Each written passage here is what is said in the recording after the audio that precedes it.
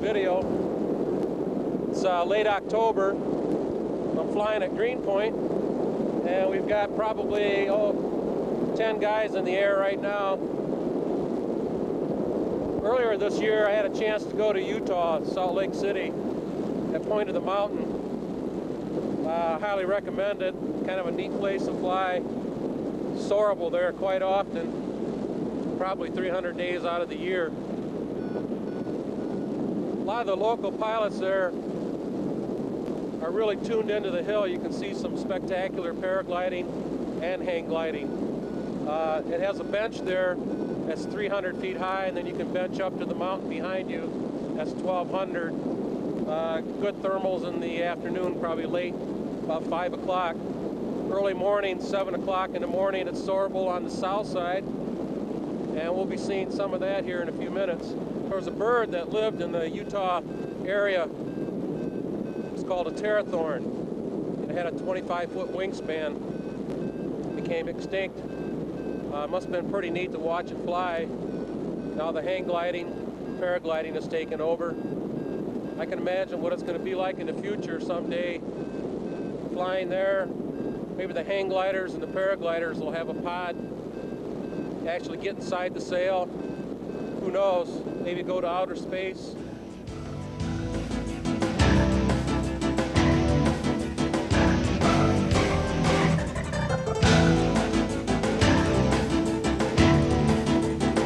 This is hang glider pod. I'm going down to Earth to check out Point of the Mountain. You guys in the parapods, follow me down.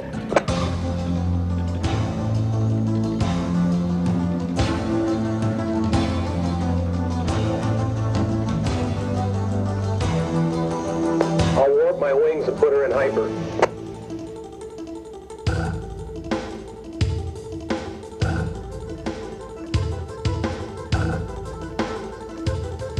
There's Salt Lake City.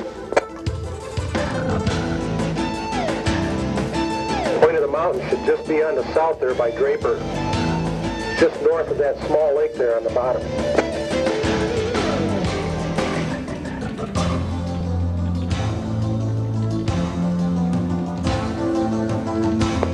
I'll go on down and check it out.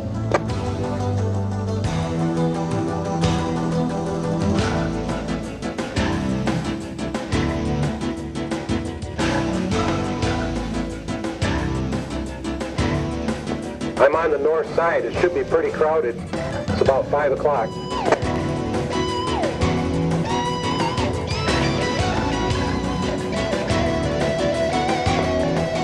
I'll go up to the 1,200 footer and see what's going on.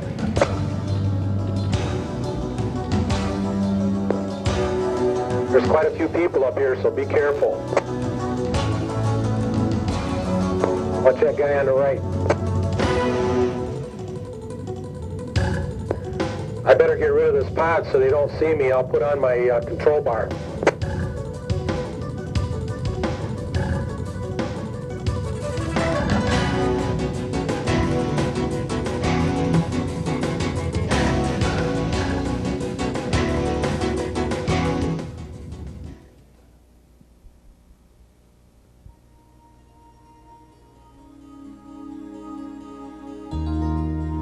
This is my wife Sandy, setting up her paraglider.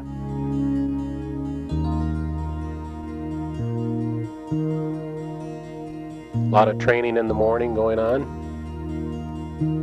Some great views. Really smooth air.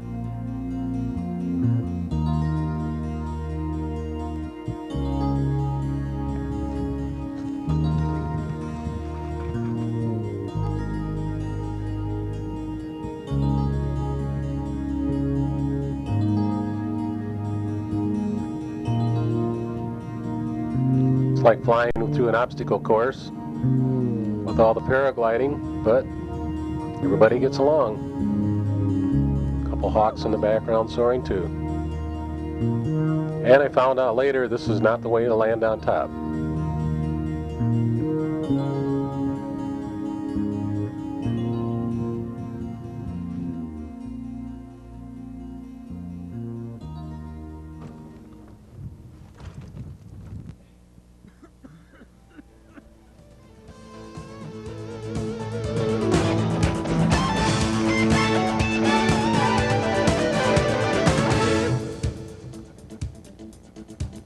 This is Dave Sharp.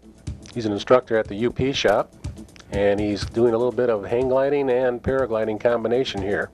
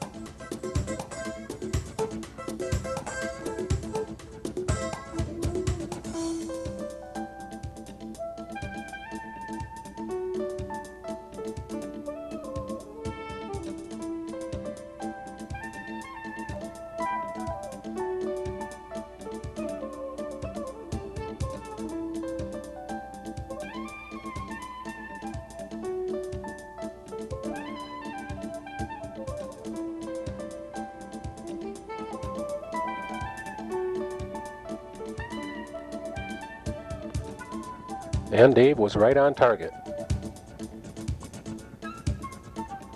And this is how you land on top. I wish he'd have told me this sooner.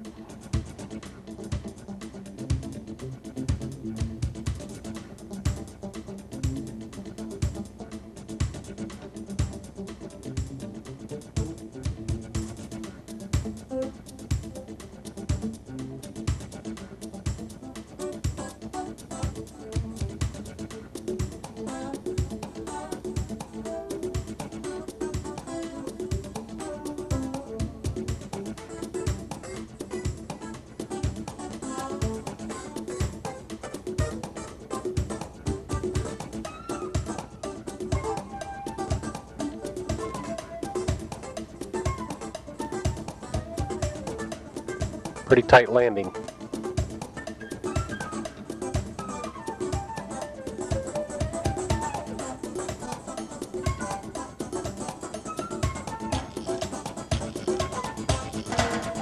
This is not how to land on the bottom. You have to keep your speed up. He got a few stitches in his forehead.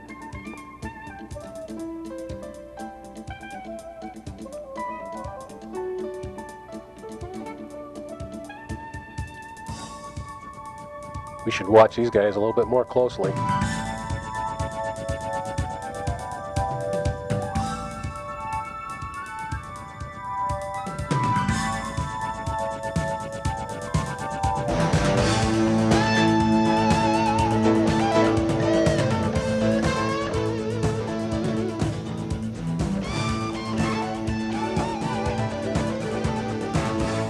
Airfill? It's an reserve rocket. It's got this is the handle that pulls the pin. If the rocket doesn't fire, you can see this one underneath here. This is your hand deploy. When this pops off, the hand deploy pops off. The handle that pulls the cable, and the bag opens up. Okay. As I say, the rocket doesn't open, it doesn't fire. You pull the other handle. These straps are attached to your harness. It'll pull these cables out. You'll have the bag in your hand. This is good enough. If you want to film this, you've got to be standing here. Yahoo! Ah! Beautiful. Reserve. Yep. You almost have one right here. Okay, all you do is, you got it. This stays on your harness. That's your hand deploy. When you deploy, that your reserve starts to.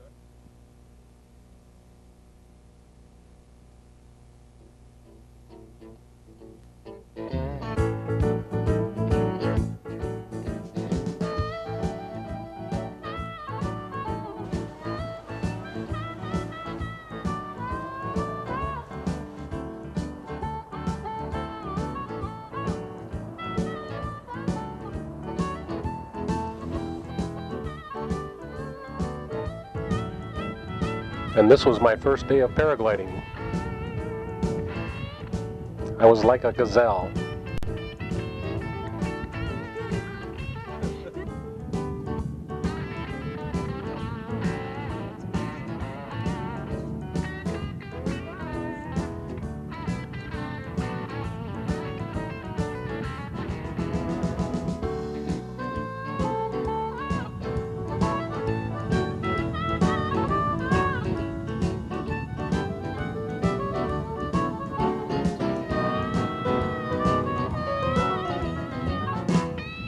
And this is a lightweight in heavy winds.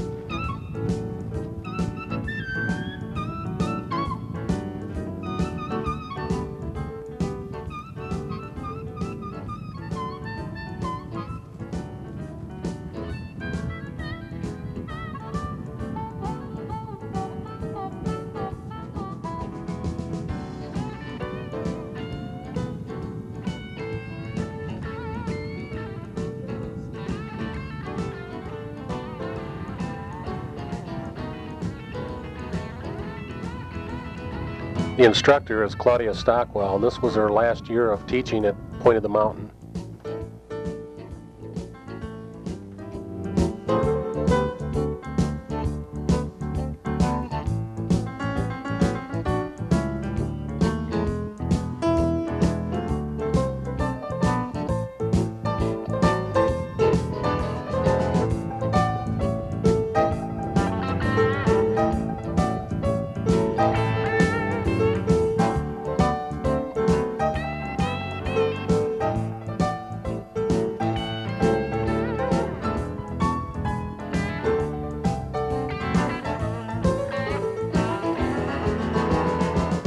And even big people fly.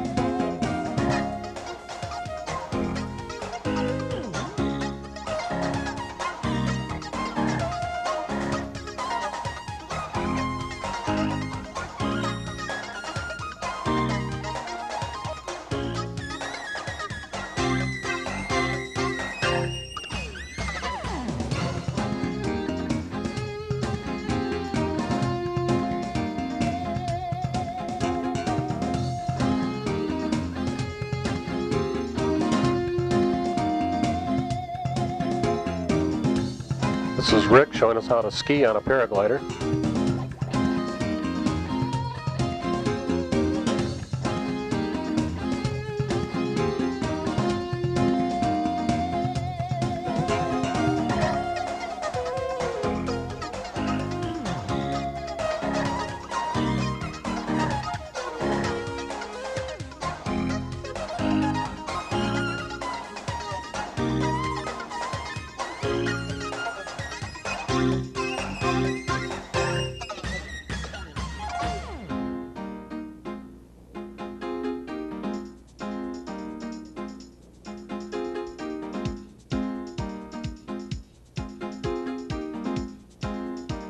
Ken Jorgensen is going to take us for a tandem flight.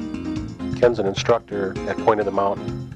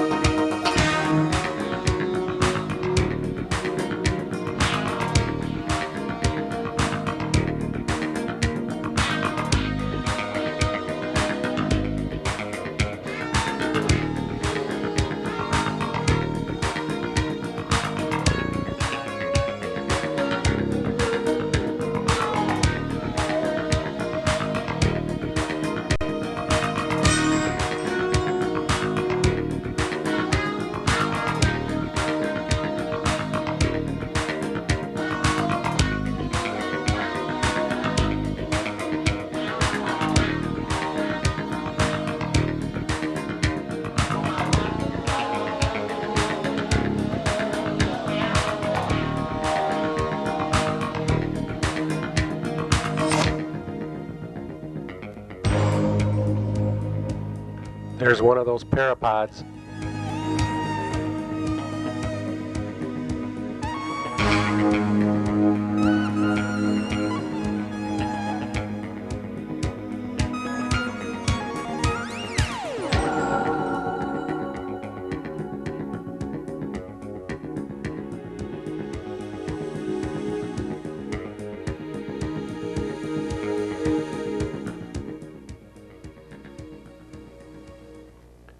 This is Chris Santa Cruz. He's the instructor from the UP shop, and he's going to take us up for a ride.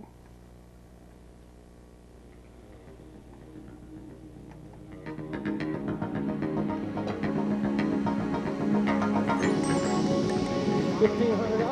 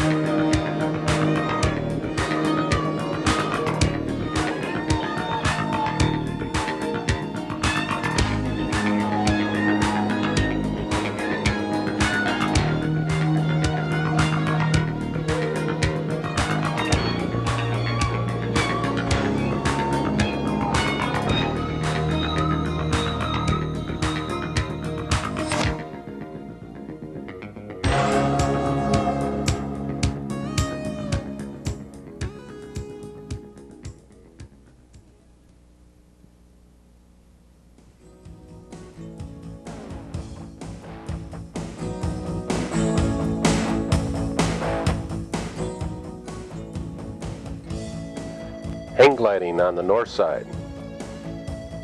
This is takeoff from the 300-foot bench.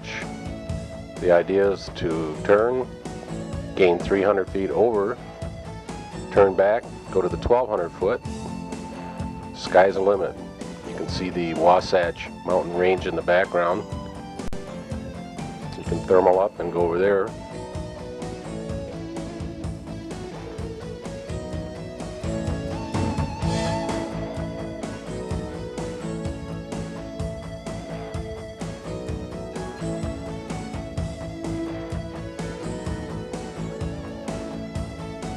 This was a landing in the afternoon. It's usually pretty turbulent to land on top of the bench in the afternoon, so it's a good idea to go down below and land in the designated landing area. Some make it, some don't.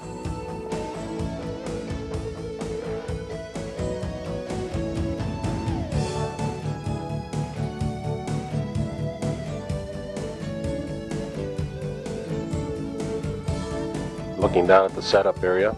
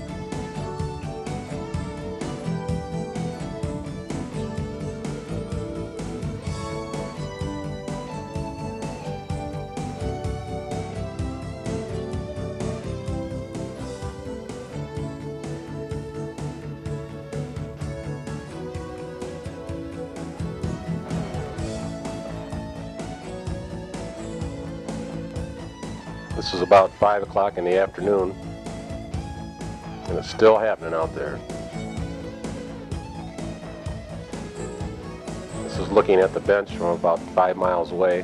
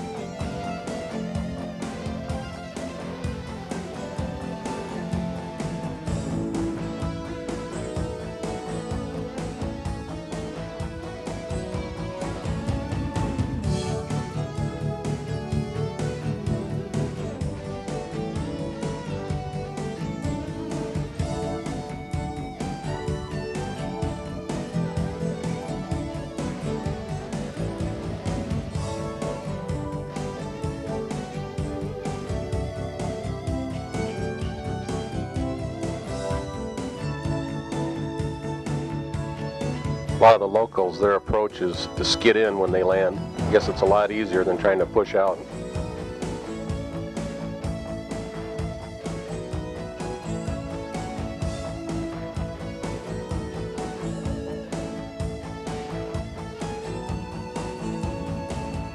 And he ran back to the edge and took off again.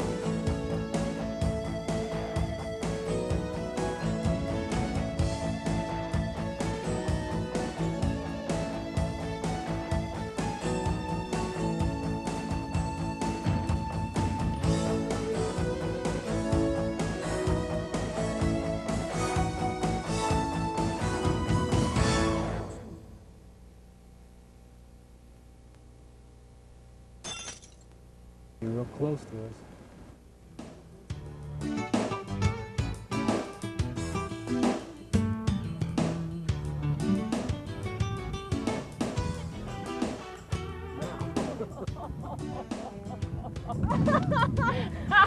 What's the matter? You tired? This was after a 3-hour flight. He was a little bit tired.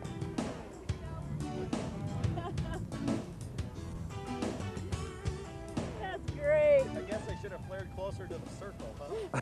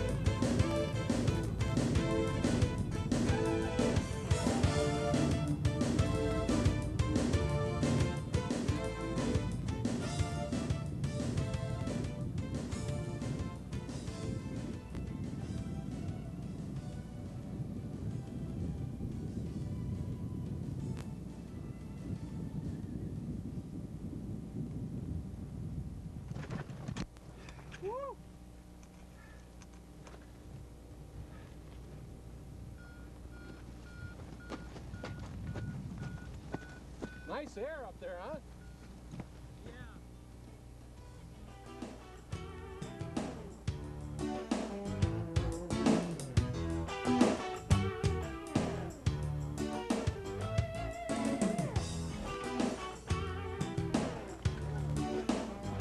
All right.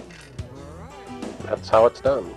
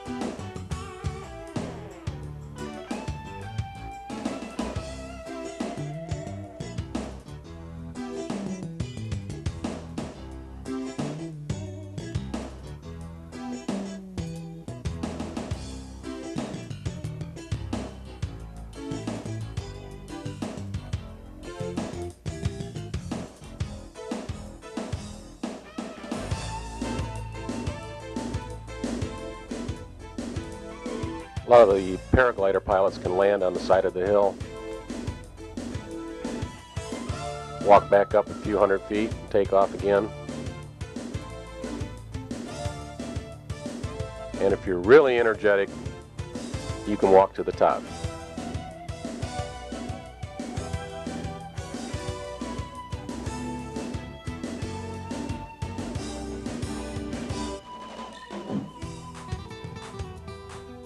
$1,200 feet.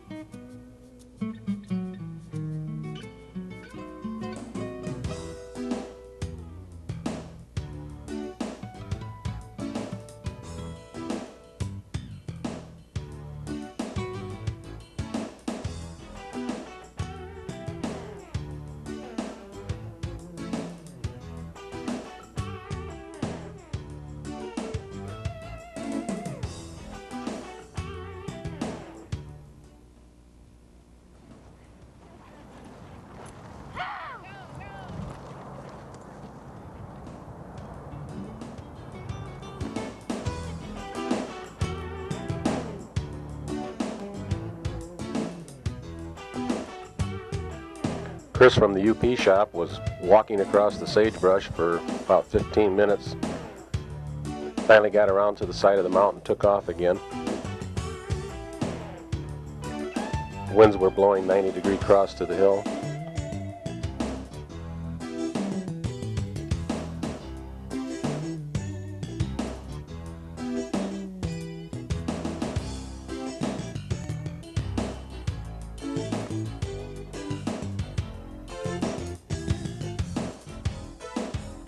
Jay Jamerson, the safety director there at the hill,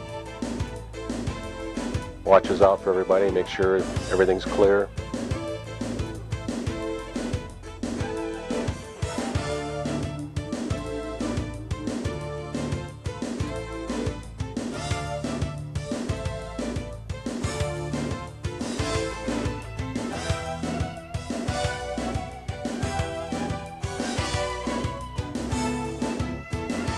Benching up.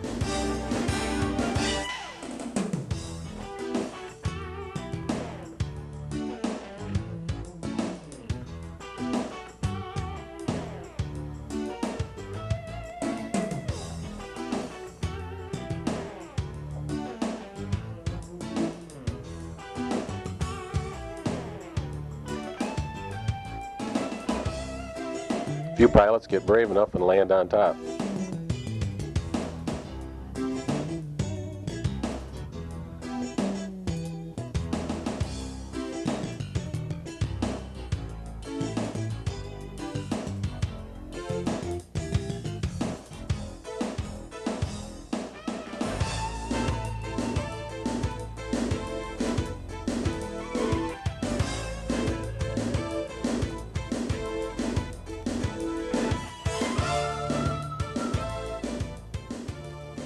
One of the neat things about paragliding is you get to play with it on level ground. You see some people doing some pretty strange things once in a while, but it all goes with paragliding.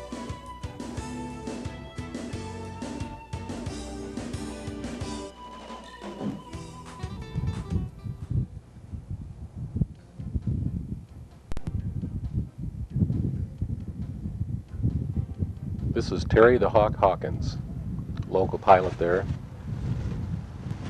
really tuned into the hill.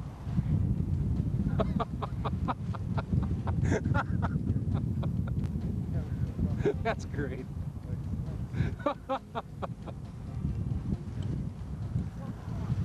All right.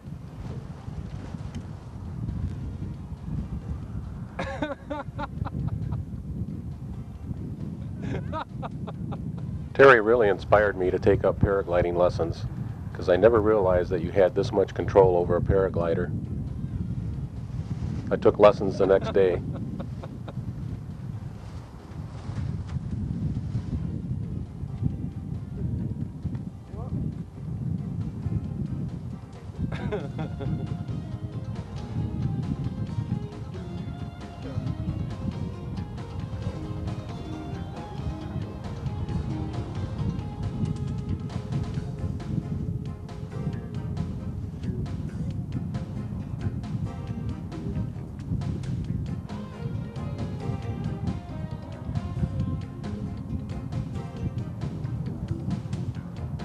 Couldn't believe how close he was coming to the ground.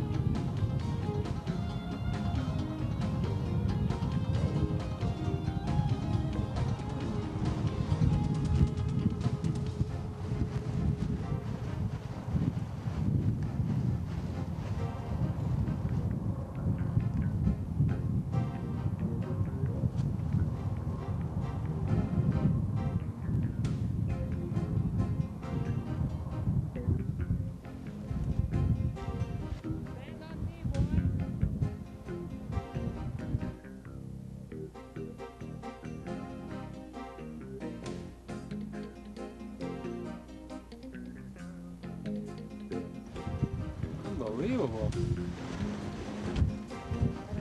Just stand right by me. Be a small object.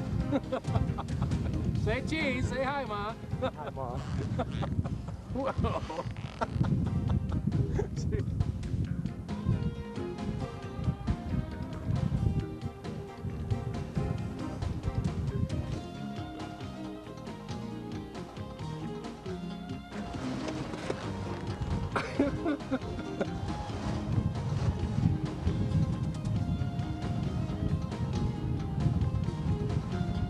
It's going to show us how to ski on a paraglider.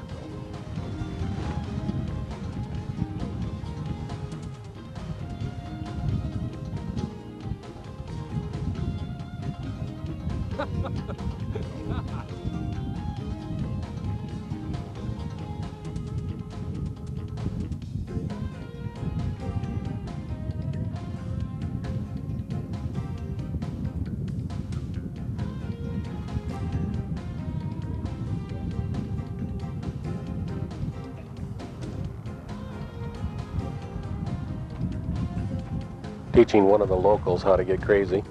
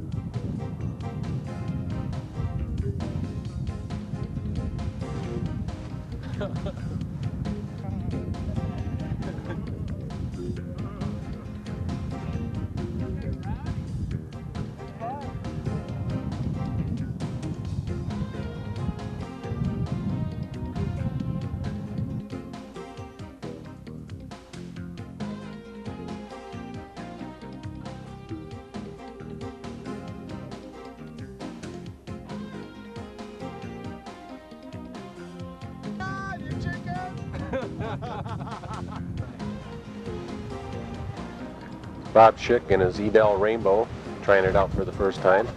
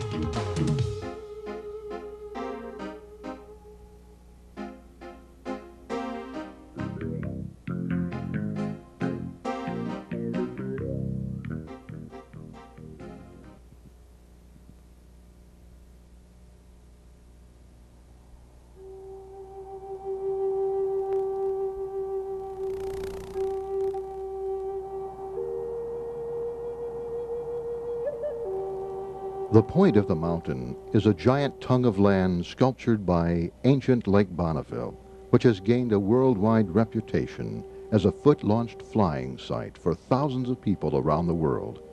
Human-made wings, however, were not the first large wings to fly here. For thousands of years, teratorns, those giant vulture-like birds, at 140 pounds, 6 feet tall, 11 feet from head to tail, and a wingspan of 25 feet, who inherited the kingdom of the skies from the pterodactyls, were. A family of humans, 36 in number, on their passage from the south end of the Wasatch to the north end, now approached the point of the mountain. Dreamflyer was one who was not only unafraid of Teratorn, but fascinated. She received her adult name recently because of the frequent dreams that persisted in being a part of her sleeping and waking state. The 9-year-old girl was totally infatuated with birds and flying. She seldom had a dream that did not include her own flying or that of a bird. It became her custom to walk a few hundred yards ahead of the group, giving her many opportunities to study her passion. As the tribe approached the point of the mountain, she watched for her winged friends. Her senses sharpened as she rounded the point of land to come to its north face, which the wind pushes on today. She had learned that wherever the wind pushes on a hill is a good place to find the birds who fly without flapping. She looked with anticipation toward the north face of the hill and saw nothing. Then she stopped abruptly. She gazed straight ahead at the biggest bird she had ever seen. Teratorn was alarmed by the sight of the girl, not because she was a threat, but because of her close proximity. The girl was within 25 feet, closer than any human had ever been. The giant bird immediately presented her most threatening pose by extending her wings to the full 25-foot spread. The girl gasped, and the Teratorn hissed. The Teratorn was more of a threat to the small human, and they both knew it. But Dreamflyer was not afraid. She was in awe because of this bird's spiritual significance, and also because of its size. This Teratorn was taller than her grandfather, and its huge wingspan so close to Dreamflyer that it hid her entire view of the expansive valley laid out before them. Dreamflyer wanted to fly more than anything in the world. She had thought that, besides not having wings, humans were too big to fly. This bird standing before her totally banished that thought. She bowed her head in reverence and took a few slow steps backwards while taking in the full expanse of the threatening gesture. The bird's wings began folding back in as the minor threat moved to a more comfortable distance, and they both continued studying each other with intense stares. Dreamflyer's grandfather was a very respected dreamer, and he had told her that humans could fly, but only in their dreams or by leaving their body. If only I could fly while also awake, she had wished aloud. But granddaughter, whispered Rising Moon, where are your wings? Yes, indeed, she thought to herself, where are my wings? Dreamflyer in particular studied the Teratorn, the way she moved and how she looked, the shape of her wings and tail. At this close, she could even study individual feathers and how they were shaped and lay in relationship to each other. She took in every detail as she imagined herself being this very bird. Teratorn glanced one last time at the tribe, stared directly at the closest, Dreamflyer, spread her wings and lifted straight up. She heard sounds from the entire tribe, almost in unison as she flew off. She did not realize that when her wings were gone, people's manufactured wings would be the next large ones to fly, and it would take them 10,000 years to figure out how to do it. In an excited, hushed tone, Dreamflyer said, "Look, grandfather, did you see how she looked directly at me? She invited me to fly with her." "Grandfather, I have dreamed I flew," Dreamflyer began. "I have dreamed that you flew, granddaughter, but you did not look as you do now. You were a man dressed in a strange way. Your wings were above your head. You controlled them with your hands, and you could not flap them. Your wings were as large as Teratorns. You flew up and took the message that human beings could fly now. You, granddaughter, and many others who share your dream will inherit the skies." In her dream, Dreamflyer saw hang gliders and paragliders, adding brilliant color and grace to Teratorn's sky at the point of the mountain in Draper, Utah, just as they are today.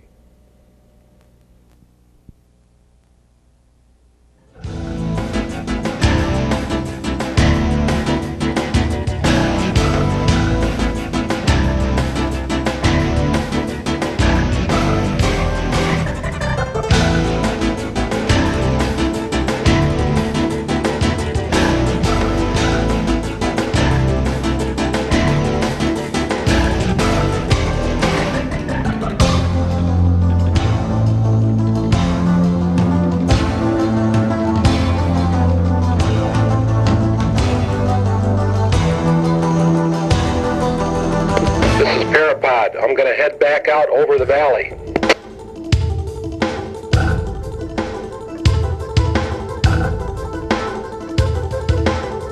Let's head back up to the mothership.